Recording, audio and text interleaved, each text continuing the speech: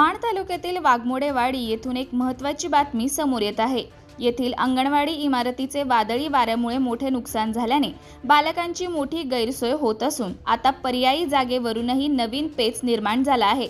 मिळालेल्या माहितीनुसार वाघमोडेवाडी येथील प्राथमिक शाळेजवळ एकात्मिक महिला आणि बालविकास विभागांतर्गत अंगणवाडी सुरू आहे।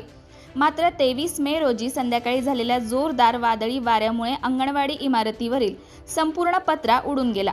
त्यामुळे इमारत पूर्णपणे उघडी पडली असून आत ठेवण्यात आलेले शैक्षणिक साहित्य पावसात भिजून नुकसान झाले आहे। इतकेच नाही तर इमारतीच्या भिंतीतील काही विटा मोकळ्या झाल्याने इमारत धोकादायक बनली आहे। त्यामुळे अंगणवाडीतील लहान बालकांना बसवायचे कुठे असा गंभीर प्रश्न ग्रामस्थ आणि पालकांसमोर निर्माण झाला आहे। दरम्यान प्रशासनाकडून अंगणवाडीसाठी व्यायामशाळेच्या इमारतीचा पर्याय सुचवण्यात आला आहे। मात्र या ठिकाणी काटेरी झुडपे, विद्युत वायर आणि जवळच विहीर असल्याने बालकांच्या सुरक्षिततेचा प्रश्न निर्माण झाला आहे।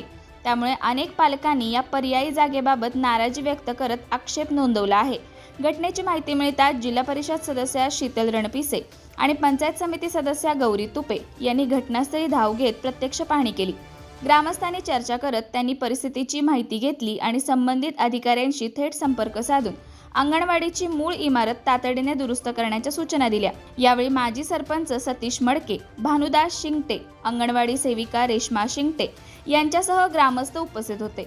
आता शाळा सुरू होण्यास अवघे काही दिवस उरले असताना प्रशासन या प्रश्नावर काय तोडगा काढणार आणि वाघमोडेवाडीतील बालकांना सुरक्षित जागा कधी मिळणार याकडे पालकांसह ग्रामस्थांचे लक्ष लागले आहे।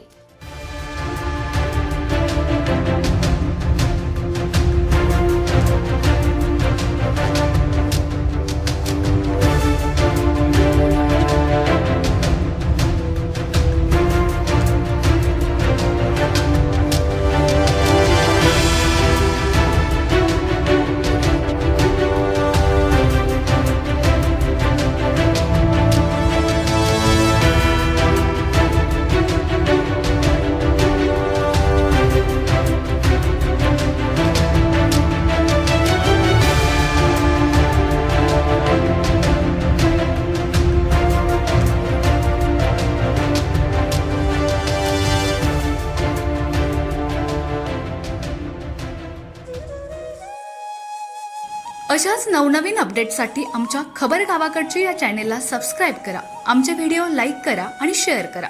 धन्यवाद।